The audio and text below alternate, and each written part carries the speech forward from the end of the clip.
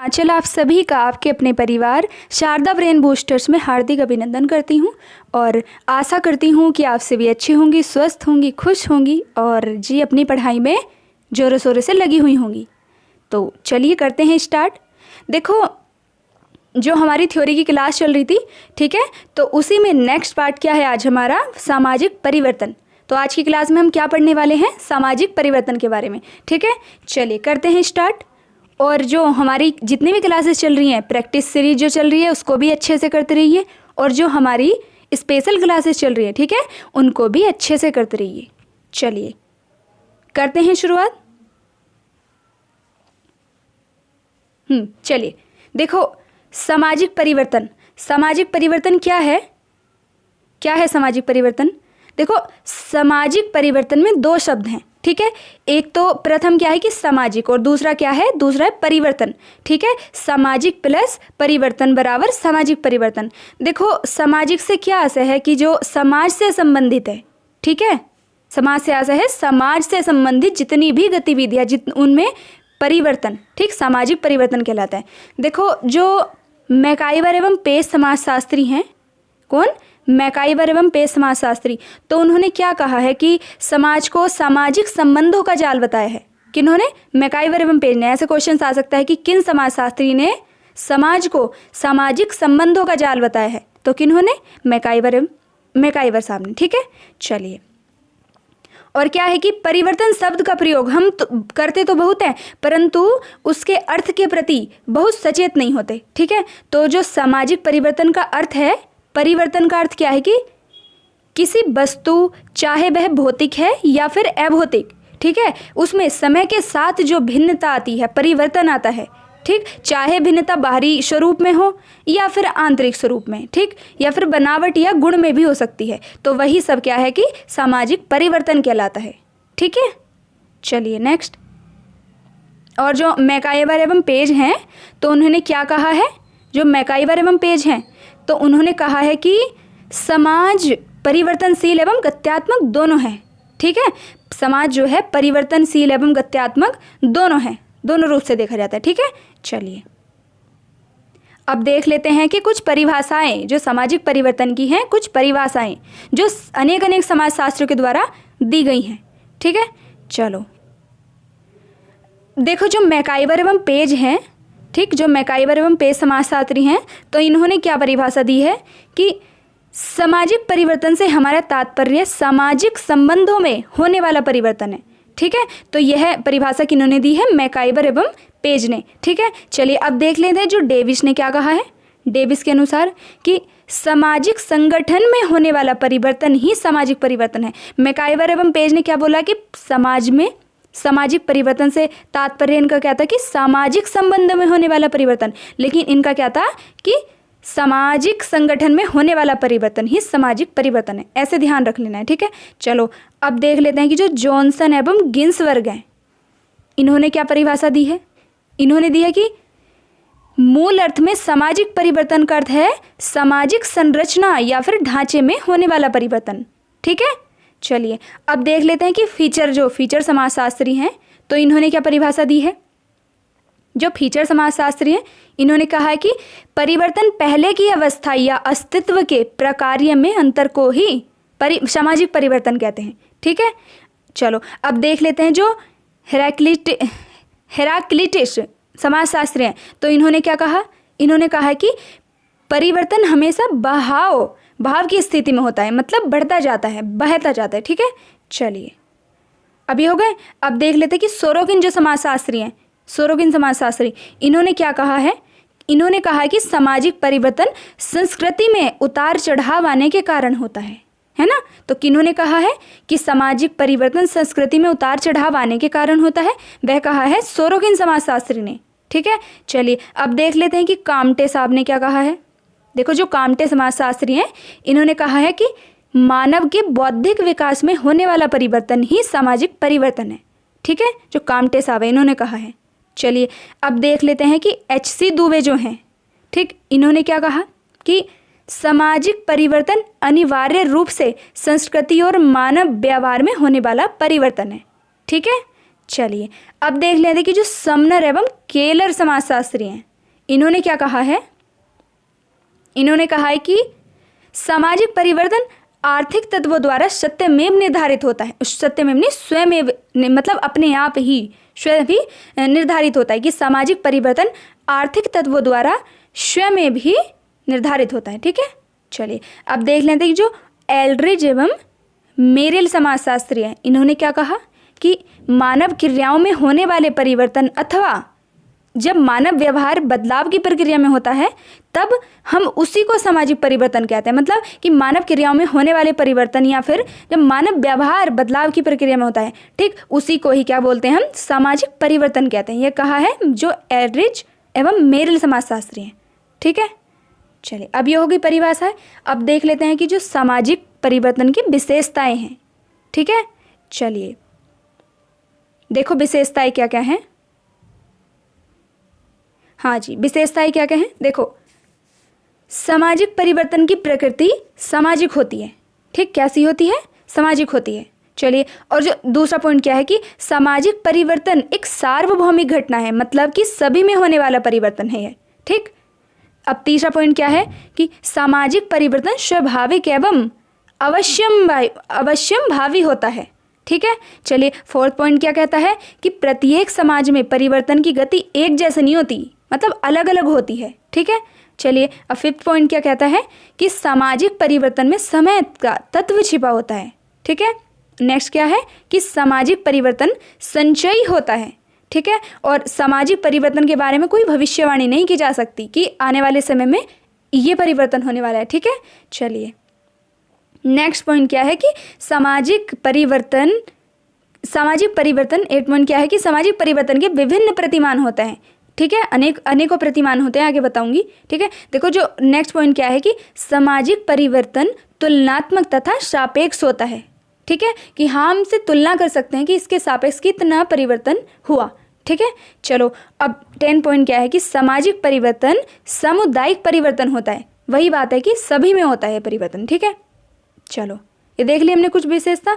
अब देख लेते हैं कि सामाजिक परिवर्तन के विभिन्न प्रतिमान।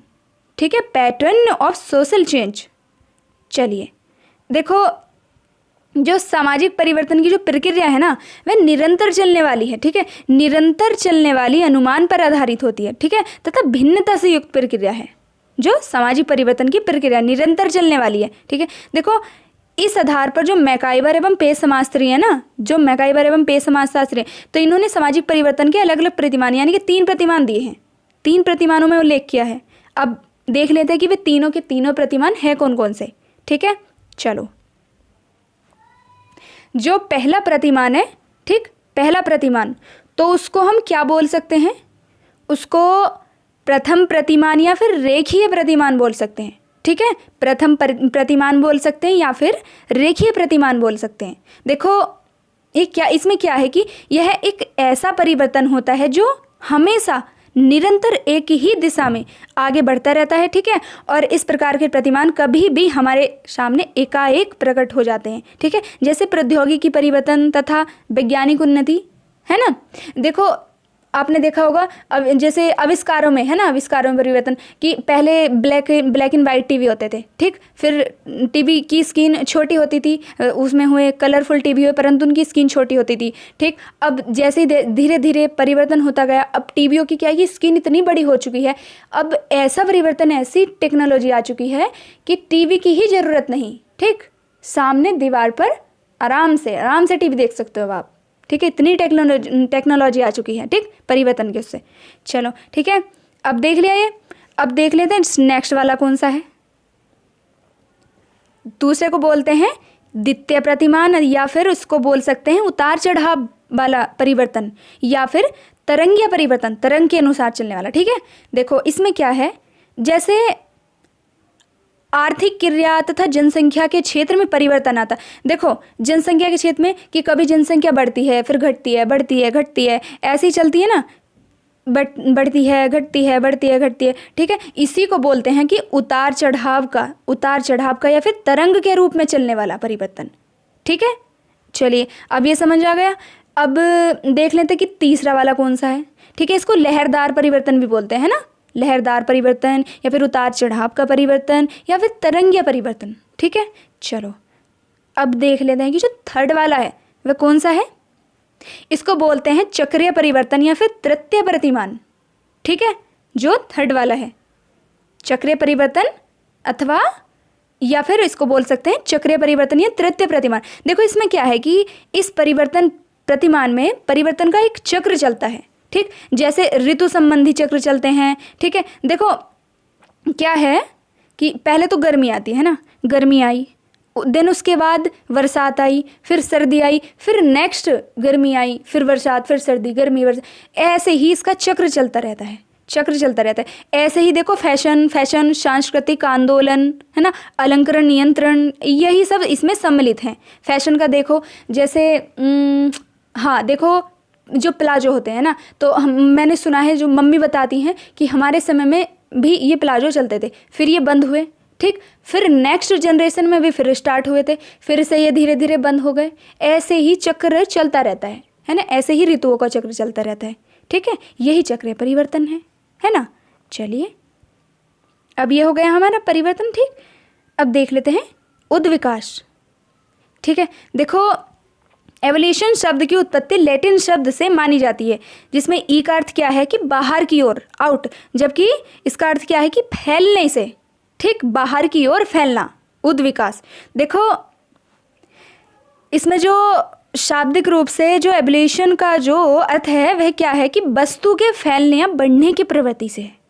ठीक है, देखो उद्विकास किसी भी दिशा में होने वाला क्रमबद्ध परिवर्तन है। उद्विकास परिवर्तन की वह प्रक्रिया है जिसके अनुसार किसी वस्तु के आंतरिक और छिपे हुए तत्व अपने आप प्रकट हो जाते हैं। ठीक है, उस वस्तु का रूप, उसे मतलब रूप बदल लेते हैं। ठीक है, मतलब कि जो उसके वस्तु के अंदर जो आंतरिक छिपे हुए तत्व होते हैं ना, तो अपने आप प्रकट होकर उस वस्तु का रूप बदल देते हैं। ठीक, यह उद्विकास है ना। देखो वर्ष 1859 में क्या की, जो डार्विन समाजशास्त्री थे, ठीक है, जो डार्विन थे, उन्होंने अपनी जो बुक थी, ठीक, कृति द ओरिजिन ऑफ स्पीसीज में क्या कि जीवों के जो उद्विकास का सिद्धांत प्रस्तुत किया था। ठीक है, देखो डार्विन का मानना था कि प्रत्येक जो जीवों का जो विकास है वह सरलता से जटिलता की ओर चलता है। ठीक है, वह सरलता से जटिलता की ओर चलता है तथा समानता से असमानता की ओर निरंतर एवं सुनिश्चित स्तरों में हुआ है। ठीक है, और जो हर्बर्ट स्पेंसर हैं, ठीक, जो हर्बर्ट स्पेंसर हैं, है ना, तो इन्होंने क्या है कि जो डार्विन समाजशास्त्री थे, ठीक, जो हर्बर्ट स्पेंसर थे, तो यह प्रमुख विचारक थे जिन्होंने डार्विन के उद्विकास को समाज पर लागू किया। ठीक, जो डार्विन थे इन्होंने तो बताया, लेकिन जो हर्बर्ट स्पेंसर थे इन्होंने डार्विन के समाज को, डार्विन के उद्विकास के समाज मतलब इसको सिद्धांत को इस पर समाज पर लागू किया। ठीक है, और बताया कि समाज का उद्विकास जीवों की तरह हुआ है। ठीक है, यानी कि एक जीव दूसरे जीव पर निर्भर है ना। देखो आपने देखा होगा, जो छोटा जानवर है उसको बड़ा जानवर खाता है, फिर उस बड़े जानवर को उससे बड़ा जानवर खाता है, फिर उस बड़े जानवर को भी उससे बड़ा जानवर खाता है। यही सब है ना कि जीवों का जो जीवों की तरह हुआ है जो इंसान है, यानी कि इंसान पर भी छोटी जाति है ना, उस पर थोड़े ऊंचे वर्ग वालों का अधिकार, थोड़ा मतलब दबाव है ना, समझ रहे हो ना आप मैं क्या कहना चाह रही हूँ। और यही सब। ठीक है, देखो जो स्पेंसर समाजशास्त्री हैं, ठीक है, स्पेंसर समाजशास्त्री हैं, तो इनके द्वारा क्या है कि उद्विकास को चार स्तरों में उल्लेख किया गया, इनका 4 भागों में बांटा गया है। ठीक है, देखो एक तो क्या है कि जंगली, है ना, और दूसरा क्या है कि पशुचारण, तीसरा है कृषि, तथा चौथा क्या है औद्योगिक अवस्था। ठीक है, जो स्पेंसर समाजशास्त्री हैं, उद्विकास को इनके द्वारा 4 भागों में बांटा गया है। ठीक है, एक तो जंगली, एक पशुचारण, एक कृषि तथा औद्योगिक अवस्था। ठीक है, चलो अब देख लेते हैं कि जो निम्नकाव तथा आगमन समाजशास्त्री हैं, ठीक है, निम्नकाव तथा आगमन समाजशास्त्री हैं, इन्होंने उद्विकास को एक निश्चित दिशा में होने वाला परिवर्तन बताया है। देखो जितने भी अलग अलग समाजशास्त्री हैं इनके अलग अलग मत हैं। ठीक है, हाँ कन्फ्यूजन होगा आपको, लेकिन देखो पढ़ना तो आप ही को पड़ेगा, है ना। जितने भी समाजशास्त्री इनके बस छोटी छोटी बातों में ही थोड़ा थोड़ा डिफरेंस है, बाकी कहना सभी का घुमा फिरा कर एक ही है ना। चलिए देखो अब क्या है कि जो आगवन तथा निम्काव समाजशास्त्री हैं, इन्होंने क्या कहा है, इन्होंने कहा है कि उद्विकास को एक निश्चित दिशा में होने वाला परिवर्तन माना है। ठीक है, कि एक निश्चित दिशा में परिवर्तन। चलिए अब देख लेते हैं जो H.C. हेडसन है, इन्होंने क्या कहा है। देखो इन्होंने कला का उद्विकास प्राकृतिक या फिर प्रतीकात्मक व ज्यामितीय स्तर को माना है, जो उद्विकास है, कला का उद्विकास। ठीक है, और जो टायलर समाजशास्त्री हैं, टायलर समाजशास्त्री हैं, देखो जो टायलर है इन्होंने क्या है कि धर्म का उद्विकास बहुदेववाद से एक बाद की ओर माना है, जो टायलर समाजशास्त्री हैं। ठीक है, चलिए अब हो गई है कुछ परिभाषाएं। अब देख लेते हैं कि उद्विकास की विशेषताएं। ठीक है, उद्विकास की विशेषताएं देखो, उद्विकास सदैव सरलता से जटिलता की ओर होता है। जो उद्विकास है वह सदैव सरलता से जटिलता की ओर होता है। ठीक है, और सेकंड पॉइंट क्या है कि उद्विकास निरंतर एवं धीमी गति से परिवर्तन की एक प्रक्रिया है। ठीक है, और थर्ड पॉइंट क्या है कि उद्विकास विभेदीकरण की एक प्रक्रिया है। ठीक है, और फोर्थ पॉइंट क्या है कि उद्विकास एक सार्वभौमिक प्रक्रिया है। ठीक है, और फिफ्थ पॉइंट क्या है कि उद्विकास एक दिशा में होने वाला परिवर्तन, लेकिन यह दिशा पहले से निश्चित नहीं होती। ठीक है, लेकिन यह दिशा पहले से निश्चित नहीं होती। जो उद्विकास है वह एक दिशा में होने वाला परिवर्तन है, लेकिन यह दिशा पहले से निश्चित नहीं होती। ठीक है, चलिए विशेषता ही हो गई। अब देख लेते हैं नेक्स्ट पॉइंट क्या है। जो उद्विकास है वह वस्तु की आंतरिक वृद्धि के कारण होता है। ठीक है, जो उद्विकास है वह वस्तु की आंतरिक वृद्धि के कारण होता है। ठीक है, और जो उद्विकास क्या है कि नेक्स्ट पॉइंट क्या है कि उद्विकास के दौरान वस्तु अथवा समाज में गुणात्मक परिवर्तन होता है, न कि परिणात्मक। ठीक, कैसा होता है, गुणात्मक परिवर्तन, है ना। अब नेक्स्ट पॉइंट क्या है कि उद्विकास एक मूल्य रहित प्रक्रिया है। कैसी प्रक्रिया है, एक मूल्य रहित प्रक्रिया। ठीक, इसका अच्छाई बुराई से कोई लेना देना नहीं है जो उद्विकास है, परंतु जो सामाजिक परिवर्तन है उसका लेना देना है अच्छाई बुराई से। ठीक, चलिए अब जो नेक्स्ट पॉइंट क्या है कि उद्विकास कुछ निश्चित चरणों एवं क्रम में होने वाले परिवर्तन है। जैसे देखो शिशु के बाद क्या, किशोरावस्था, फिर युवावस्था, फिर वृद्धावस्था। ठीक है, चलिए अब देख लेते हैं नेक्स्ट पॉइंट क्या है। नेक्स्ट पॉइंट है कि उद्विकास के चरणों की पुनरावृत्ति नहीं होती। ठीक है, लेकिन जो सामाजिक था उसमें पुनरावृत्ति होती थी। चलो अब देख लेते हैं, ये हो गया। हाँ, चलिए अब देख लेते हैं कि सामाजिक परिवर्तन का उद्विकास। ठीक है, चलो देखो, जब परिवर्तन एक निश्चित दिशा में निरंतर हो तथा उसके रचना तथा गुणों में परिवर्तन हो तो हम क्या बोलते हैं, उसको उद्विकास बोलते हैं। देखो उद्विकास क्या है कि जब परिवर्तन एक निश्चित दिशा में होना चाहिए। ठीक, एक निश्चित दिशा में होना चाहिए तथा निरंतर होना चाहिए। ठीक, तथा उसके रचना तथा गुणों में परिवर्तन हो। ठीक, उसी को हम उद्विकास के नाम से जानते हैं। ठीक है, चलिए अब देख लेते हैं आगे क्या है। उद्विकास में किसी वस्तु के आंतरिक गुणों में होने वाले परिवर्तन ही शामिल होते हैं। ठीक है, किसी वस्तु के मतलब आंतरिक गुणों में होने वाले परिवर्तन ही क्या शामिल होते हैं उद्विकास में। ठीक है, चलो अब देख लेते हैं जो कुछ समाजशास्त्री हैं उन्होंने अपने मत क्या रखे हैं उद्विकास को लेकर। ठीक है, चलो देख लेते हैं। अब पहले देखते हैं जो मार्गन समाजशास्त्री हैं। ठीक, मार्गन समाजशास्त्री, देखो इन्होंने उद्विकास के 3 चरण बताए हैं। कितने, 3 चरण बताए हैं। एक तो असभ्य है जिसको जंगली बोल सकते हैं। ठीक है, जिसे आदि मानव रहते थे, है ना। और दूसरा क्या कि सभ्य है, और तीसरा है बर्बर मतलब बहुत बुरी स्थिति।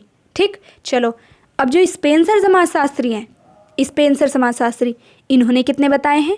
देखो इन्होंने आर्थिक जीवन के उद्विकास के 4 चरण बताए हैं। कितने, 4 चरण।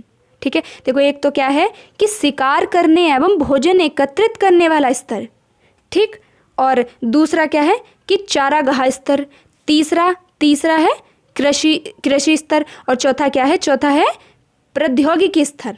ठीक है, चलो ये हो गए हमारा मार्गन भी और स्पेंसर। अब देख लेते हैं जो H.C. हट्टन इन्होंने क्या कि आधुनिक काल के विकास के 3 चरण बताए हैं। कितने, आधुनिक काल के विकास के 3 चरण बताए। कौन कौन से, एक तो है प्राकृतिक चरण। ठीक, और एक है कलात्मक चरण या फिर जिसको प्रतीकात्मक चरण भी बोल सकते हैं, और एक है ज्यामितीय चरण। ठीक है, चलो अब इनके हो गए। अब टायलर को ये देख सकते हैं। देखो टायलर जो समाजशास्त्री हैं तो इन्होंने धर्म उद्विकास के 2 चरण बताए हैं। ठीक, एक तो बहुदेववाद, ठीक, और एक एक देववाद, है ना, एक बहुदेववाद और एक एक देववाद। चलिए अभी हो गए। अब देख लेते कि सामाजिक उद्विकास के कारक देख लेते हैं, कुछ कारक। ठीक है, चलो। जो आगमन समाजशास्त्री हैं, ठीक, आगमन, इन्होंने कितने कारक बताए? इन्होंने बताए 4 कारक। कौन कौन से? एक तो आविष्कार, एक संचय, एक प्रसार और एक सामंजस्य। कितने बताए हैं? 4 प्रकार बताए। ठीक है, चलो अब देख लेते हैं। देखो अब कुछ वे देख लेते हैं जो इंपॉर्टेंट फैक्ट्स हैं। ठीक है, उद्विकास के स्वरूप, उद्विकासियों ने उद्विकास के 3 प्रमुख स्वरूप बताए हैं। कितने कितने स्वरूप बताए हैं? 3 प्रमुख स्वरूप बताए हैं। ठीक है, कौन कौन से हैं? देखो एक तो है समरेखीय उद्विकास। ठीक, इसके समर्थक कौन है? देखो इसके समर्थक एक तो अगस्त काम्टे हैं, है ना, एक मार्गन समाजशास्त्री हैं, एक कौन है? बैकहोफन समाजशास्त्री हैं, एक है टायलर समाजशास्त्री, एक है हेडन और एक है लेवरिडल। ठीक, यही सब मोस्ट है जो, है ना, किससे संबंधित है? यह समरेखीय उद्विकास के सिद्धांत से। ठीक, कौन कौन? अगस्त काम्टे, मार्गन, बैकहोफन, टायलर और हेडन और लेवरिडल। ठीक है, चलिए अब जो दूसरा वाला है, ठीक, दूसरे के समर्थक कौन कौन है? देखो दूसरे के समर्थक कौन कौन है? देखो इसके समर्थक हैं, एक तो जूलियन स्टीवर्ट है। ठीक है, जो मोस्ट है यही है, जूलियन स्टीवर्ट। देखो इसमें क्या होता है कि इस प्रकार के उद्विकासों का मानना है कि उद्विकास कोई एक क्रम न होकर अनेक क्रम में होता है। ठीक है, चलिए अब देख लेते हैं जो तीसरा वाला है।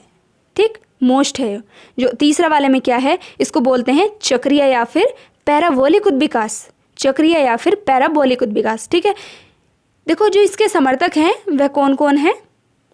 इसके समर्थक कौन कौन है?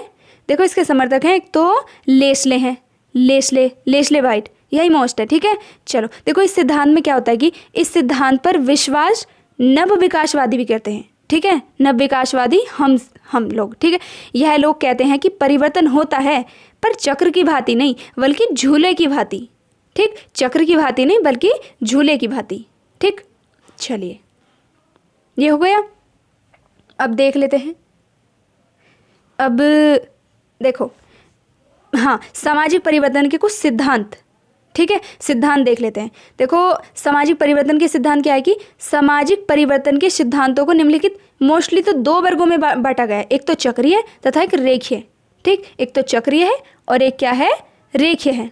देखो जो चक्रीय सिद्धांत है, जो चक्रीय सिद्धांत है, ठीक है, जो चक्रीय सिद्धांत है इसके जो समर्थक हैं मोस्टली कौन कौन है? एक तो सोरोकिन समाजशास्त्री, एक है परेटो समाजशास्त्री, एक टायनबी, एक स्पेंगलर। ठीक, यही मोस्टली है। देखो इस सिद्धांत के अनुसार क्या है कि जो समाज है, ठीक, समाज का परिवर्तन एक चक्र की भांति होता है ना, चक्र की भांति होता है, जिसमें एक के बाद दूसरी, दूसरी के बाद तीसरी, तीसरी के बाद चौथी, इसी प्रकार अन्य अवस्थाओं के बाद फिर वही चक्र दोहराया जाता है। ठीक है, अर्थात हम जहाँ से प्रारंभ करते हैं ना, घूम फिर कर वहीं आ जाते हैं। ठीक है, चलिए अब देख लें दूसरा वाला।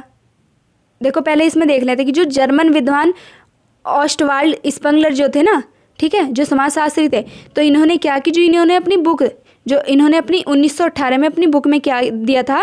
चक्र सिद्धांत प्रस्तुत किया था। ठीक है, कौन सी बुक थी इनकी? दी डिक्लाइन ऑफ द वेस्ट। ठीक, इस बुक में इन्होंने अपना चक्र सिद्धांत प्रस्तुत किया था। इनका मत क्या था? इनका मत था कि सामाजिक परिवर्तन एक चक्र चलता है, सामाजिक परिवर्तन का एक चक्र चलता है। ठीक, हम जहाँ से आरंभ करते हैं घूम फिर कर पुनः वहीं पर आ जाते हैं।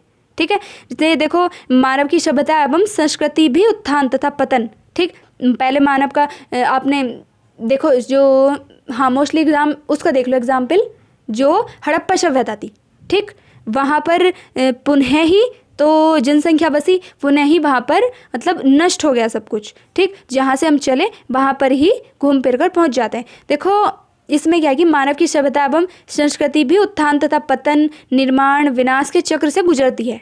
ठीक है, यह भी मानव की तरह जन्म और विकास की मृत्यु को प्राप्त करते हैं, इनका जो कहना है। ठीक है, चलिए अब देख लेते हैं जो स्पेंगलर समाजशास्त्री हैं। ठीक, स्पेंगलर समाजशास्त्री जो, इन्होंने क्या है, इन्होंने क्या कहा कि संसार की 8 प्रमुख सभ्यताओं का ऐतिहासिक अध्ययन करते हुए इन्होंने ज्ञात किया कि जो विकास है ना, विकास और विनाश का क्रम लगभग सभी सभ्यताओं में समान रूप से विद्यमान होता रहा है। ठीक है, किन्होंने कहा? इन्होंने स्पेंगलर जो समाजशास्त्री हैं। ठीक है, चलिए देखो जो समाजशास्त्र है ना, सोशियोलॉजी, देखो इसकी लैंग्वेज तो काफ़ी हार्ड है ही, ठीक है, परंतु आपको समझना होगा, है ना। अगर आपको कुछ बनना है तो आसान, ये बोलो वही बात है कि जितना कठिन रास्ता होगा, जितना संघर्ष कठिन होगा, सफलता उतनी ही मीठी होगी, है ना। तो मेहनत करते रहिए अच्छे से। देखो डियर, मेहनत आप ही को करनी होगी, है ना। चलिए देखो अब देख लेते हैं नेक्स्ट, जो सोरोकिन समाजशास्त्री हैं, ठीक है, जो सोरोकिन समाजशास्त्री हैं, तो इन्होंने अपनी book social and culture dynamic में सामाजिक परिवर्तन के सिद्धांत, सामाजिक परिवर्तन के सांस्कृतिक गतिशीलता का सिद्धांत प्रस्तुत किया है। किन्होंने? जो सोरोकिन समाजशास्त्र की जो बुक थी सोशल एंड कल्चरल डायनेमिक, इन्होंने इसमें सामाजिक परिवर्तन के सांस्कृतिक गतिशीलता का सिद्धांत प्रस्तुत किया है, ठीक है। अब जो सामाजिक परिवर्तन की जो प्रकृति है उसको चक्रीय मानते हुए जो इस सोरोकिन समाजशास्त्री हैं, ठीक है, इन्होंने इस सामाजिक परिवर्तन की प्रकृति को चक्रीय मानते हुए कहा है कि सामाजिक परिवर्तन में कोई निश्चित दिशा नहीं होती, ठीक है, कोई निश्चित दिशा नहीं होती। सामाजिक परिवर्तन वास्तव में उतार चढ़ाव की एक प्रक्रिया है, ठीक है, जैसे संगीत, साहित्य, जीवन पद्धति, धर्म, कला, विज्ञान, राजनीतिक, इसी प्रकार से एक दूसरे सांस्कृतिक तत्वों में देखा जा सकता है, ठीक है। और इन्होंने क्या कहा और कि संस्कृति के उतार चढ़ाव की प्रकृति को समझने के लिए, जो सोरोकिन समाजशास्त्री हैं, इन्होंने संस्कृति के उतार चढ़ाव की प्रकृति को समझने के लिए, समझाने के लिए, ठीक है, 3 स्वरूपों में उल्लेख किया है इसका। कितने? 3 स्वरूपों में उल्लेख किया है। एक तो क्या? एक तो इंद्रिय परक संस्कृति, ठीक, और दूसरी क्या? दूसरी है विचारात्मक संस्कृति, और तीसरी क्या है? आदर्शवादी संस्कृति, ठीक, आदर्शवादी संस्कृति। जो सोरोकिन समाजशास्त्री हैं, ठीक है, इन्होंने चक्र जो सामाजिक संस्कृति, सामाजिक परिवर्तन की जो संस्कृति के उतार चढ़ाव को समझाने के लिए 3 स्वरूपों में उल्लेख किया है, ठीक है, संस्कृति को 3, एक तो इंद्रिय परक संस्कृति, एक विचारात्मक संस्कृति, ठीक, और तीसरी क्या? आदर्शवादी संस्कृति, ठीक है। चलिए अब नेक्स्ट देख लेते हैं।